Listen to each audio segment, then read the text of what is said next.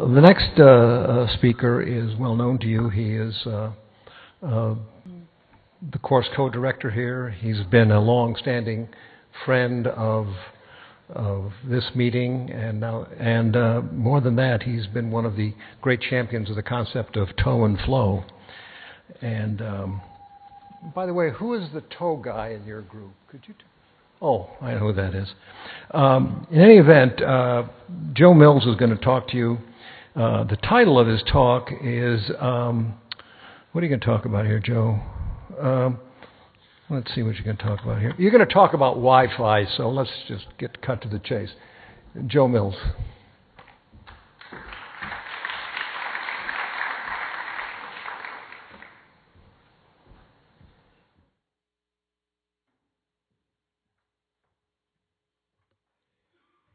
Welcome. It's great to be part of this meeting and to join Dr. Andrus and Dr. Armstrong in these efforts. And there's so many people here that contribute to this. I do want to go through this concept a little bit. So when I started on this kind of mission, my conflicts of interest, there's none except I was born in San Francisco and I am bivascular.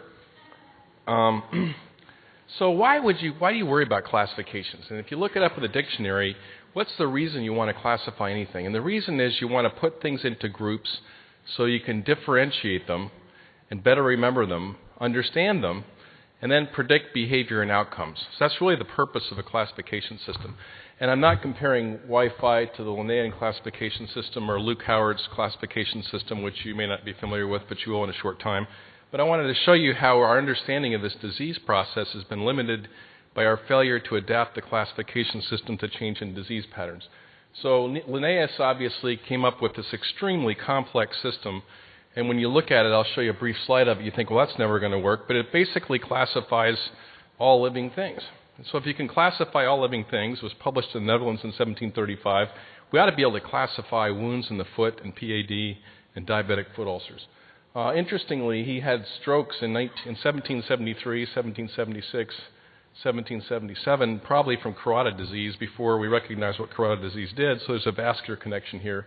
When you look at that, you're thinking nobody can possibly use that system, and yet naturalists and scientists have used it for several hundred years, and it works, and it's adaptable. Luke Howard, if you haven't heard of Luke Howard, he was a Quaker, he was British, and just by observation, he actually came up with a nomenclature system that is used still today for clouds, basically by watching how they formed before he really understood all the scientific aspects behind it, and the terms cirrostratus, cirrus, stratocumulus, all these terms still persist, and they were done totally by observation, and they turned out to be correct, and even his hypotheses about how they work. Now, as a vascular surgeon, what do we have for classification systems? Well, this paper was published in 1954, the year before I was born. It's the Fontaine classification. But if you go back and read it, it classifies patients purely on the basis of ischemia. So if your only problem is ischemia, it works great. The same thing, I'll get into critical ischemia briefly, and that definition, which is now over 40 years old, and I think needs to go away. And then Rutherford was better. So Rutherford took clinical descriptors and objective hemodynamic criteria and classified things, and that's been around for more than 30 years. The problem with that, though, is that it doesn't really classify the type of patients we see now. So basically anyone who comes in with a wound on the foot, and the foot's still potentially salvageable, is a Rutherford 5. And as multiple speakers have shown you, there's a big spectrum of Rutherford 5s, and what you might have to do to save that foot is going to be different. So a group of us, many of whom are in the room, put this effort forth and actually got done surprisingly more quickly than you think. So when you get a lot of smart people in a room and you're trying to talk about coming up with a new system, the first question is, why do we need a new system? And the next question is, well, I don't agree with that. So we actually got several smart people to agree. So I'd like to thank all these people. And then once we came up with the concept, we enlisted other people to apply this concept and try to predict, based on this classification system, what would the amputation rate be. So why do I put this slide up there? Well, Phil Goodney's here, but there's two different problems. One is our definitions, and the other is, despite the fact that we've recognized vascular disease for a long time and we have some definitions, a large percentage of patients don't even get assessed for vascular disease before they get an amputation. So despite our preaching to the choir repeatedly, in different parts of the country, large numbers of patients either never get an ABI, they never get an angiogram, they don't get a duplex, they even get no evaluation for PAD, and they end up with a leg amputation. Now, what's the problem with CLI? I was in Belgium recently and saw this great René Magritte painting, but the results for CLI or CLI therapy kind of depend on two things. How do you look at them? And then which patients are you talking about? So what's the problem with the term CLI? A couple things. It's not a very well-defined term. It wasn't intended to be used to be applied to patients with diabetes. That's the biggest problem with it. Rutherford and Fontan kind of lump wounds all together, don't even mention an infection. And as I'll outline briefly, as Nick Scopper told us earlier, infection is what drives the amputations in most of these patients, with and without vascular disease. But it's even worse if they have vascular disease. Yet our most common problem that we have now with patients with diabetes who get wounds from neuropathy or neuroischemia or ischemia and then get infected, we don't really have a good classification system for that. So I kind of thought, well, we'll never figure out which therapies to apply if we don't come up with a better system. So what's the problem with this term CLI? Well, the first problem is it implies that there's some specific level of perfusion above which all wounds are going to heal and below which inevitably there will be amputation. Well, we've all seen frail patients with very poor perfusion and little tiny ulcers that just won't heal, and you look at the patient, you're thinking, I can't get this patient through anything, I'm just going to doctor the wound. And there's lots of studies now from Bill Marston's group, from Jan Appelquist in Europe, that show a fair number of these wounds will actually heal, or at least not progress to amputation even without revascularization. So the critical limb ischemia concept is a problem. And this paper was actually only 1 page long. It was written in 1982, and these were their definitions. They used hemodynamic definitions. So if you had no wound and classic ischemic rest pain and ankle pressure less than 40, that was considered CLI. And the authors were trying to predict which patients would most likely need some sort of vascular intervention, so it's vascular-centric. Then if you had a wound, they realized, well, you might need more perfusion to heal a wound than if you don't have one yet, so if the ankle pressure is less than 60. So those definitions have stuck around for a long time. The problem that people leave out in this marketing now of CLI is that in that paper, they specifically state that diabetic patients are more complicated. They have infection, they have neuropathy, they have even sepsis and also ischemia, and so those patients should be excluded. What's the problem? We've seen the global epidemic of diabetes, and we've also seen an interesting thing that the number of patients who come in now with pure neuropathic ulcers, at least in the Western world, is going down. Increasing number of patients have neuroischemic or ischemic ulcers, somewhere between 60% and even 75%, even in China, as we heard this morning. So the disease has changed. So let's skip through this. We already talked about that. So these are all patients I've taken care of. The lady on the upper left ended up with a fem-perineal bypass. I treated her in 1986. She had a neuroischemic ulcer. But all these patients are Rutherford 5, except probably for the patient in the lower right who has gas gangrene with bubbles up to her knee, and she lost her leg. That was her introduction to diabetes. She came in the ER septic with a sugar of 800 and an A1C of 18 and gas up to her knee and didn't even know she had diabetes. So there's no vascular surgeon in the world that's going to save that leg. But all the other ones are Rutherford 5, and it kind of strikes me that what you might need to do to heal those various wounds is going to be different. So the overlying concept is this. What Wi-Fi is intended to do is classify the limb. So we have a disease burden classification up front that then allows us to compare different therapies. So it's meant to be analogous to TNM. So when I was a surgical resident, the vast majority of women with breast cancer underwent modified radical mastectomy or even radical mastectomy for some lesions. And what changed? Our TNM classification didn't change, but our disease understanding and our therapies changed, and now most women get breast conservation. So we didn't change our classification system. We kept it the same, but we talked about the same kind of patients. So, well, again, Wi-Fi is only intended to classify the limb. In order to treat the patient, you then have to know what's the patient status. And the CRAB score that Dr. Schneider just outlined for you is a really good start for how to look at the patient to try to see, what's the patient going to be able to tolerate. And then finally, when you do those two things and you have some idea of how much limb disease burden there is and how sick the patient is then you kind of look at the anatomy to try to figure out which revascularization approach might work best once you've defined the disease burden and the patient's comorbidities. And that's, unfortunately, in the day now that we have so many advanced techniques, they become excessively lesion-focused and not focused at all on the patient or the status of the limb. So this is startling. So diabetes now is a big problem. It took me 10 years to figure this out, but the patients I saw when I trained with Dr. Porter Had some diabetics, but they were overwhelmingly purely ischemic patients. And we basically got a high-quality arteriogram. We saw a bypass target. We bypassed them, and they kept their leg. It seemed pretty easy. And then I started struggling with these patients in the 90s and the early 2000s, and you're seeing people all over the world starting to do endovascular therapy increasingly. I'm trying to figure out, well, how's that going to work for this long segment disease in these patients with diabetes and infection? And it finally dawned on me that my patient group had changed a lot. So in our practice, as Dr. Jean showed you this morning, almost 30% of the patients in our practice are on dialysis or have had a renal transplant. 92% are diabetic. And that wasn't my practice 20 to 30 years ago. So that all ends up being that every 20 seconds we lose a leg from diabetes.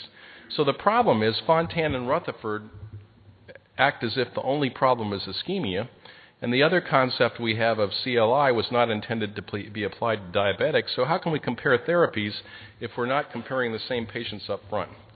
The other thing is the interesting shift towards increasingly neuroischemic and purely ischemic ulcers from just neuropathic ulcers. I remember when I first started in practice, the overwhelming majority of diabetic patients I saw had a neuropathic foot ulcer, needed offloading, maybe a debridement, maybe a drainage of infection. Now a large percentage of them need some type of revascularization. The other major problem with the current vascular systems, Rutherford and Fontan, is they ignore infection. They act like it doesn't exist. And yet if you look at the Eurodial data where PAD was defined very simply, if you had PAD plus infection, it tripled your amputation risk.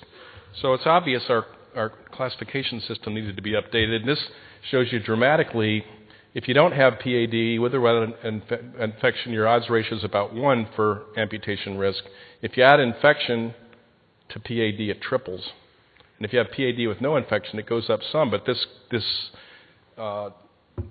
adverse synergy, if you will, between infection and PAD is striking. So, as a general principle, we built our toe and flow model on this service. When you classify patients who come in up front with wounds, many of whom are diabetic, there's obvious patients who have normal blood flow no matter how you measure it. So every patient should have their blood flow assessed objectively. They're on the upper right part of the curve, so whether you use skin perfusion pressure, ankle pressure, toe pressure, transcutaneous oxygen, pulse examination, they're all good. They need a podiatrist. Then there's people with really, really poor perfusion, no matter how you measure it, absent pulses, hair loss, thick nails, low TCPO2 less than 20, toe pressure less than 30. They're going to probably need a revascularization, but not always. Then there's a bunch of patients in the middle that whether or not you need to revascularize them maybe depends on other factors, not just the blood flow. So the concept was take these three factors. How much of a wound do you have? How much ischemia is there? And is there a foot infection? And if so, grade it and put those together so you have an upfront classification system. So I like to think in simple things, so you can have none, mild to moderate, moderate to severe, or severe. And you basically take each of those three key factors and grade them. So where did we come up with this? Well, this system was modified from the PETIS system, which Nick Schopper actually outlined for us several years ago, and the UT classification. And it added what Mike Conti did, which was very important, was, well, how much are you going to have to do to save this wound, save this foot? So if you're only going to have to do an amputation of 1 or 2 toes, that's a wound 1. Up to and including a standard transmet or multiple digital amps, that's a wound 2.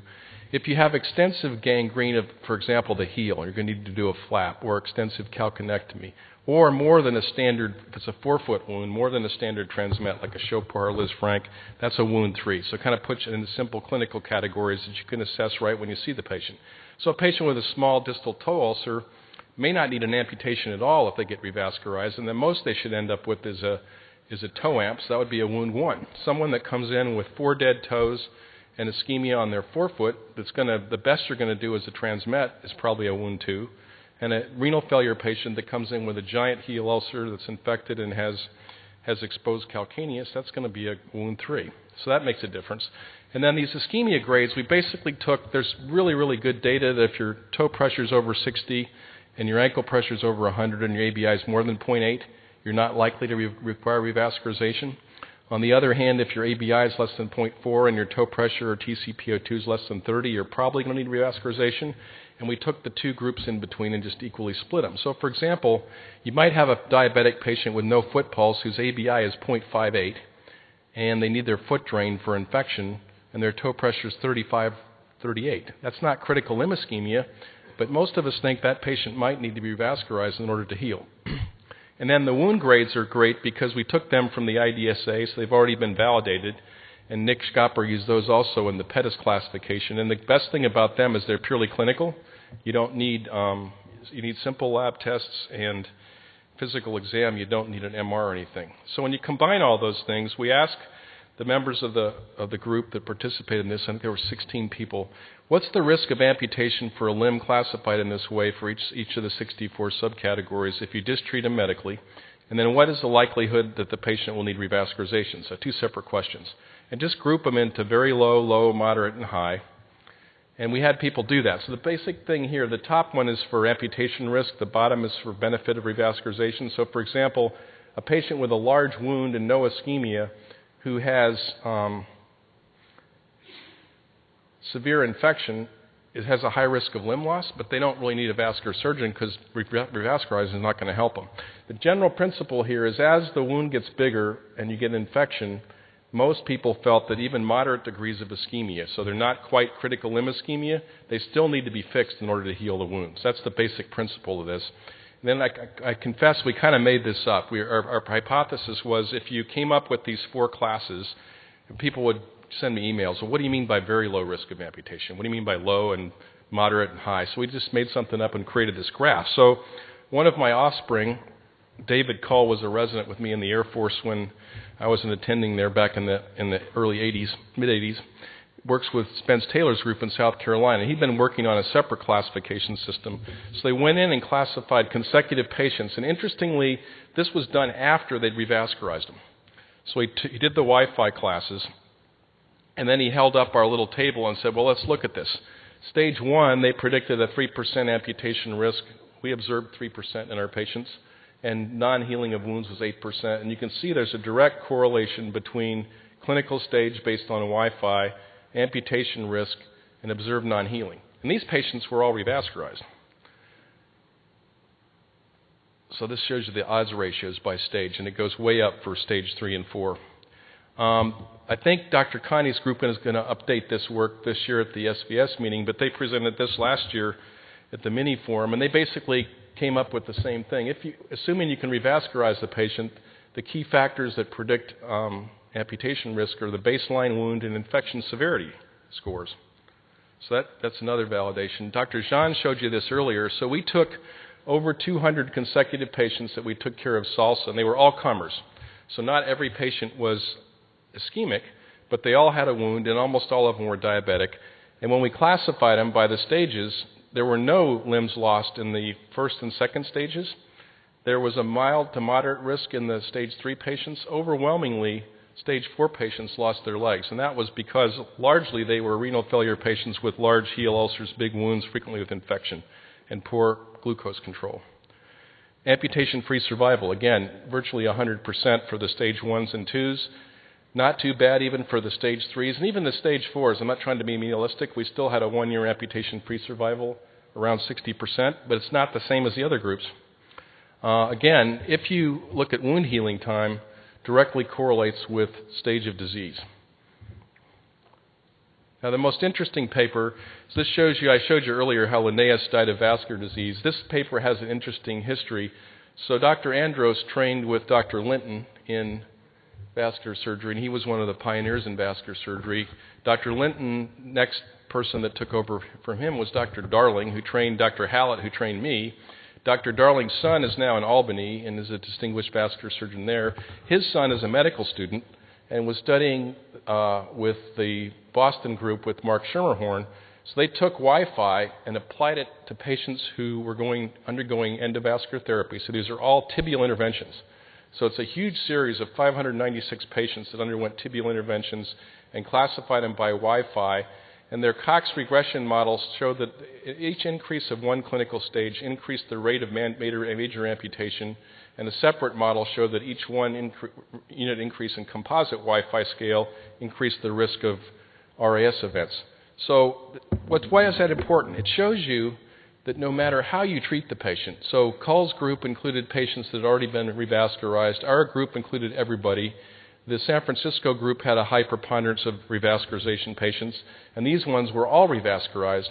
But the principle is that almost no matter how you treat them, the outcome is in large part determined by a combination of factors that happen up front.